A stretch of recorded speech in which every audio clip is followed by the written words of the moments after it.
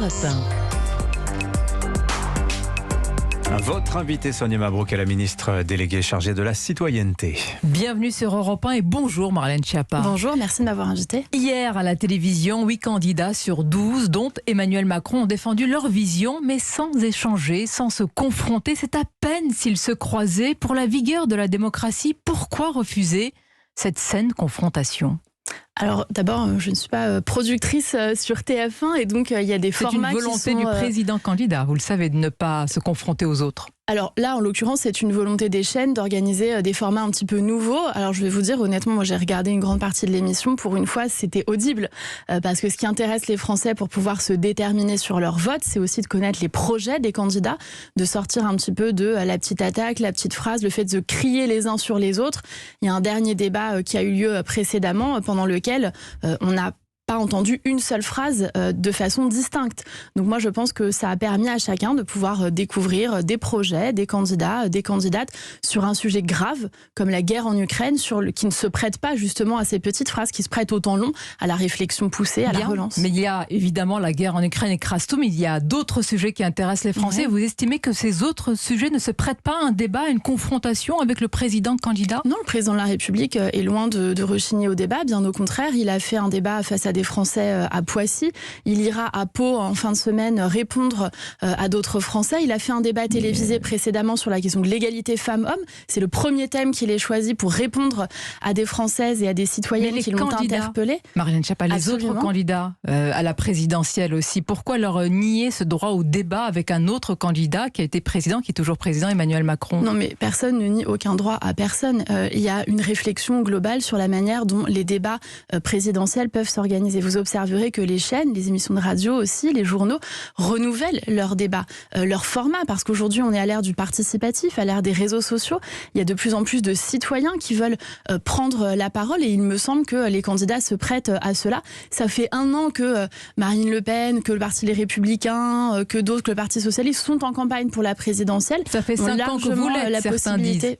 Non, mais dans ces cas-là, ça fait 39 ans que je suis en campagne. On peut être rationnel et regarder. D'ailleurs, tout cela est très surveillé. Vous savez que les temps de parole sont décomptés. Je crois que d'ailleurs certains ont un petit peu d'avance, d'après ce que j'ai cru comprendre, même beaucoup, sur les temps de parole diffusés dans les médias. Donc ensuite, le débat, la démocratie est importante, le débat est essentiel et le président de la République débat face aux Français, directement, dans un lien personnel avec les Français. Mais il ne va pas débattre face à 66 ou plus millions de Français malgré tout. Gérard Larcher dit ce matin, Marlène Schiappa, s'il n'y a pas de campagne, la question de la légitimité du gagnant se posera. En quoi a-t-il tort ? D'abord, en quoi il n'y a pas de campagne ? Chacun est libre de faire sa campagne. Et il me semble que Valérie Pécresse a tenu des meetings, la candidate de Gérard Larcher. Oui, mais c'est comme ça. Elle a tenu des meetings. Pouvoir interpeller le candidat Emmanuel Macron. Elle a tenu des meetings qui ont été rediffusés en direct, en long, en large et en travers sur l'ensemble des chaînes d'information. Et c'est normal. Comme les autres candidats, Éric Zemmour a tenu de nombreux meetings rediffusés, des réunions publiques d'Anne Hidalgo qui ont été rediffusées. Ce n'est pas ça le sujet, vous le savez. Si, j'ai pas le sentiment que qui que ce soit privé de campagne. Moi, je vais vous dire, en tant que militante, en tant que marcheuse de la première heure, j'étais auprès d'Emmanuel Macron en 2016, en 2017, et à l'époque, on nous disait, vous n'avez pas de programme. Ensuite, on nous disait, vous n'aurez pas de majorité, et ensuite, on nous disait qu'on n'arriverait pas à gouverner. Eh bien, aujourd'hui, nous avons de nouveaux gimmicks qui se sont installés, dans lesquels on nous dit, il n'y a pas de campagne. D'abord, je veux rappeler qu'il y a des faits graves en train de se produire. La guerre est aux portes de l'Europe. Personne ne nie cela, nous en parlons. Et c'est ce qui nous mobilise. Évidemment. Et donc, c'est vrai qu'on ne fait pas campagne comme d'habitude. Moi, je ne vais pas à des réunions publiques ou des meetings avec des effusions de joie, dans la mesure où 1 heure avant, on était en train de gérer la question des personnes qui arrivent de la guerre. Vous dites, il y a 5 ans, on nous reprochait de ne pas avoir de programme. Oui, c'est vrai. Aujourd'hui, 5 ans après, certains vous reprochent de picorer dans le programme des autres. Valérie Pécresse, puisque vous l'avez cité, affirme que tout est pris dans son programme, de la retraite à 65 ans, de la recyclage en termes de programme. Valérie Pécresse, elle copie-colle les éléments des autres. Elle copie-colle une fois les éléments d'Éric Zemmour et une fois les nôtres. Par exemple, le mot d'ordre que j'ai donné pour la loi sur le séparatisme, pas 1 euro d'argent public pour les ennemis de la République, elle le répète. Sur le harcèlement de rue, elle répète mot pour mot les argumentaires que j'ai développés à l'Assemblée nationale. Non, on ne va pas voir qui l'a dit le premier. Malgré tout, est-ce que vous faites en même temps dans votre programme ? Non, c'est l'hôpital qui se fout de la charité, puisque Valérie Pécresse, elle est en peine, son camp le dit lui-même, de définir ce qui serait sa ligne personnelle, sa personnalité, son identité politique. Elle est à un moment chez Éric Zemmour, à un moment chez d'autres, et c'est vrai qu'on voit qu'il y a une course des Républicains derrière Marine Le Pen et Éric Zemmour sur un certain nombre de sujets. Leurs propositions sont similaires. D'ailleurs, je crois que c'était Éric Zemmour qui avait dit à Valérie Pécresse qu'il lui demandait de lui rendre ses fiches lorsqu'elle avait fait des propositions dans une émission. Si vous voulez, je laisse chacun à ses débats. Nous faisons des propositions. Le président de la République, c'est aussi pour cela. Vous dites, vous laissez chacun. Vous n'êtes pas en surplomb. Le match n'est pas plié. La présidentielle n'est pas gagnée d'avance. Vous n'êtes pas en majesté. Vous donnez cette impression ce matin? Pas du tout. Non, mais ça, c'est. Je réponds à vos questions. Les impressions des uns et des autres, elles sont subjectives par essence.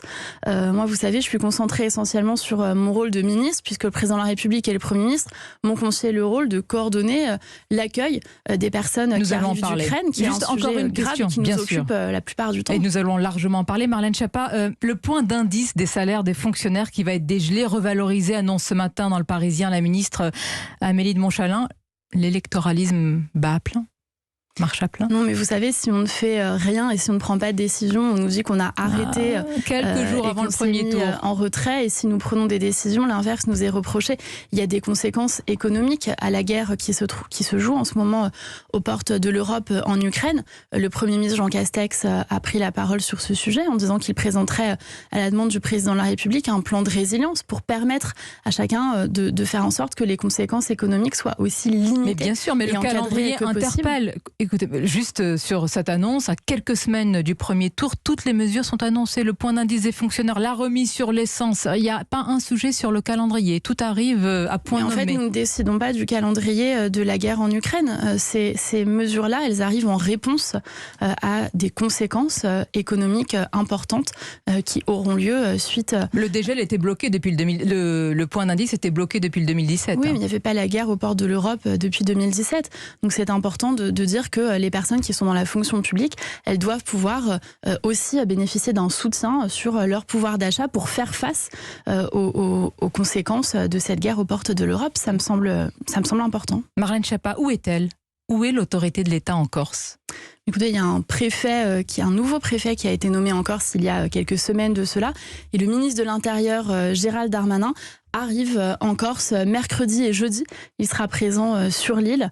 Vous savez que c'est l'interlocuteur qui a été nommé. La responsabilité de ce sujet lui a été confiée par le président de la République et le Premier ministre. Et donc, il va ouvrir un cycle de discussion, de dialogue avec les forces vives et les élus, au premier rang duquel Gilles Simeoni, le président élu démocratiquement par les Corses. Discussion, dialogue, mais il a fallu des scènes d'émeute, une nuit de violence. Et je voudrais insister, 650 engins incendiaires envoyés sur les forces de l'ordre pour que le ministre de l'Intérieur se décide à y aller 12 jours après l'agression violente d'Ivan Colonna par un détenu djihadiste. Scène d'émeute, de violence, 650 engins incendiaires. Pour moi, la Corse, c'est pas un sujet. Pour moi, je suis corse. Pour moi, la Corse, c'est ma famille, c'est mes racines. C'est un endroit, une île à laquelle je suis profondément attachée, comme tous les Corses, qu'ils vivent en Corse ou qu'ils soient Corses de la diaspora. J'entendais des gens dire que le ministre de l'Intérieur venait trop tôt. D'autres disent que c'est trop tard. Bon, je pense que c'est important que ces cycles de discussion s'ouvrent.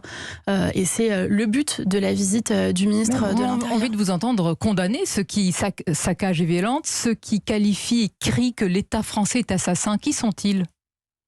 Non mais moi, vous savez, sur ce sujet, je connais trop, comme je vous l'ai dit précédemment, je connais trop... Oui, mais c'est à la ministre que je m'adresse ce matin. Oui, la ministre vous répond, et la ministre n'est pas dissociée de qui elle est et de son identité. Et donc, bien évidemment, qu'aucune violence n'est souhaitable, mais personne ne souhaite la violence.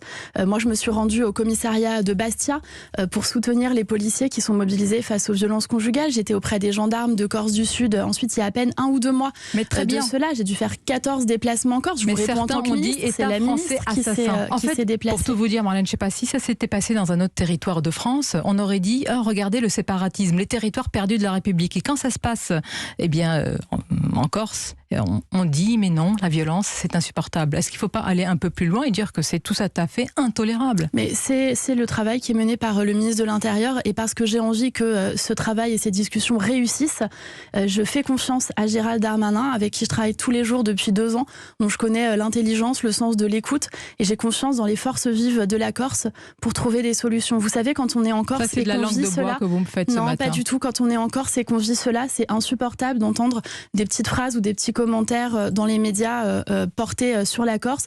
Moi, je laisse ceux qui travaillent. C'est ce que reçoivent sur la figure, pardonnez-moi, nos policiers d'abord. Mais pardon, mais vous me prêtez des pensées ou des intentions qui sont absolument pas les miennes. Bah si, ça fait 4 fois que vous me dites c'est insupportable. Bien évidemment que ça l'est, bien évidemment. Mais personne ne dit le contraire. Je suis en train de vous dire que ce qui est important pour moi, c'est de trouver les voies du dialogue. Gérald Darmanin fait part de son grand respect pour les Corses et de sa volonté de trouver des solutions pour l'avenir de la Corse, pour l'avenir de l'île, pour l'avenir de cette jeunesse corse. Et donc moi, j'ai confiance dans le dialogue qui va s'ouvrir et je n'ai pas la responsabilité de ce dossier. J'ai confiance dans le ministre de l'Intérieur et dans les forces vives de la Corse et dans le président de l'exécutif pour trouver des solutions pour l'avenir de la Corse. Le dossier sur lequel vous êtes en charge est celui des réfugiés ukrainiens ou des déplacés ukrainiens. Vous nous expliquerez la nuance entre ces deux termes. Les bombardements, Marlène Schiappa, se poursuivent et se sont intensifiés cette nuit encore à Kiev. La France a annoncé qu'elle pourrait accueillir jusqu'à 100 000 réfugiés ukrainiens. Aujourd'hui, jusqu'à ce matin, combien sont arrivés en France ? Aujourd'hui, vous avez 15 000 personnes qui sont arrivées d'Ukraine et qui sont en France, qui sont essentiellement des femmes et des enfants, puisque la plupart des hommes sont restés en Ukraine pour combattre. La différence entre les réfugiés et les déplacés, c'est que ce sont des personnes qui n'ont pas le statut de réfugiés. Pourquoi ? Parce que obtenir le statut de réfugié, ça prend plusieurs mois, d'une part, et d'autre part, quand vous êtes réfugié, vous ne pouvez pas retourner dans votre pays d'origine parce qu'on considère que vous y êtes menacé. Donc, nous avons créé, sur l'impulsion de la France, un statut européen de protection temporaire qui se met en place historique, c'est assez inédit. Ouais, tout à fait. C'est la première fois que ça se met en place et il se met en place immédiatement. Avec le Premier ministre Jean Castex, nous sommes allés dans des points d'accueil de ces réfugiés, de ces personnes déplacées pour leur remettre justement ces premiers statuts et ça leur permettra à l'issue de retourner en Ukraine pour celles et ceux qui souhaiteront retourner en Ukraine parce que beaucoup nous disent qu'ils ont envie que la guerre se termine et de retourner reconstruire leur pays. C'est ce qu'ils nous disent en tout cas. On va souligner, Marlène Schiappa, aussi la forte mobilisation et générosité des Français, mais il faut aussi plus largement des grandes capacités de logement, et là elles sont mises à disposition par l'État, les collectivités. Est-ce que nous sommes en mesure d'en fournir un très grand nombre si cet afflux, et malheureusement compte tenu de ce qui se passe, va continuer à ainsi grossir, est-ce que nous sommes en capacité de fournir un accueil digne et pas temporaire pour certains? Oui, c'est le travail que nous sommes en train de mener et moi je veux saluer l'ensemble des parties prenantes qui sont engagées parce qu'il y a une vraie unanimité entre les services de l'État, les élus, les associations, les citoyens. Il y a un élan de générosité citoyenne de la part de la France. Nous avons d'ailleurs créé une plateforme parrainage.réfugiés.info sous la bannière Je m'engage pour l'Ukraine qui permet aussi à des citoyens de donner du temps, des cours de français ou de mettre à disposition un hébergement citoyen encadré bien évidemment par une association professionnelle puisqu'on ne s'improvise pas hébergeur pour des personnes qui ont fui la guerre dans des conditions particulièrement difficiles. Donc c'est le travail de coordination que nous menons à la cellule interministérielle de crise. Tout le monde est mobilisé et nous ferons en sorte de pouvoir faire face à ces arrivées. Et c'est la preuve que quand on veut, on peut accueillir, parce que c'est une immigration européenne blanche chrétienne. Est-ce que vous l'assumez ? Non, c'est pas pour ça. D'abord, pour la question de l'Afghanistan, vous savez, nous nous sommes mobilisés de la même manière. Moi, je vais jour et nuit avec des associations et les services de l'État accueillir des familles ukrainiennes dans les gares, dans les aéroports, etc. Nous avons fait la même chose pour l'Afghanistan. Nous étions avec le directeur de l'OFI, Didier Lesquier. Nous étions avec le préfet Régnier de la délégation interministérielle à l'accueil et l'intégration, avec toutes les grandes associations, France Terre d'Asile, France Horizon, Aurore, Adoma, la Croix-Rouge, je vais en oublier, je m'en excuse. Mais c'est ce que nous avons fait pour les Afghans, d'aller les chercher, de leur trouver des logements et de faire en sorte de leur offrir l'accueil le plus digne possible. La France a une grande tradition d'asile, d'accueil des personnes qui sont persécutées ou menacées de mort et c'est l'honneur de la France. Bien, on va conclure parce que vous avez récemment, Marlène Schiappa, rendu hommage aux femmes ukrainiennes, bien sûr, lors d'une cérémonie plus largement pour évoquer la future Marianne qui va trôner dans nos mairies, sur les timbres-poste également. À quoi va-t-elle ressembler ? Alors, c'était pas du tout une cérémonie pour évoquer la future Marianne. Il y a un article justement du journal Marianne qui dit ça, qui n'a pas du tout compris l'objet. C'était pour célébrer les Mariannes dans la poursuite du programme 109 Marianne que j'ai monté, qui propose, pour lequel il y a des femmes de tous horizons, dont d'ailleurs vous faites partie, Sonia Mabrouk, on peut le dire. Nous avons proposé à des journalistes, des astrophysiciennes, des sportives, de les mettre à l'honneur pour renouveler la figure de Marianne. Il ne s'agit pas du tout d'une nouvelle Marianne Marianne pour les timbres-poste. Ça, c'est un projet d'un collectif d'artistes indépendants qui n'est pas du tout en lien avec, qui n'est pas, en tout cas, qui est indépendant, qui n'est pas porté par l'État. Et malgré tout, ces plusieurs visages de Marianne peuvent avoir évidemment plusieurs couleurs, plusieurs origines, bien et sûr, notamment, et aussi, ça peut être une Marianne transgenre. Mais alors ça, ce ne sont pas des propos que j'ai tenus une fois encore. On met des guillemets avec mon nom à côté. Ce sont les propos du collectif d'artistes qui est libre de son travail artistique. Et il n'y a pas d'annonce de nouvelle Marianne, ni pour les timbres, ni pour les bustes dans les mairies. Simplement une célébration de toutes les femmes qui incarnent la République. Le président de la République a d'ailleurs, le même jour, lancé un programme Marianne pour les combattantes de la liberté, pour que la France accueille ces femmes qui se battent pour les droits des femmes, pour les libertés de la presse, pour la démocratie partout dans le monde. Eh bien, nous attendrons la future et la prochaine Marianne dans ce cas-là. Merci Marlène Schiappa d'avoir répondu à nos questions. Avec plaisir. Et bonne journée à vous ainsi qu'à nos auditeurs. Merci Marlène Schiappa, merci Sonia.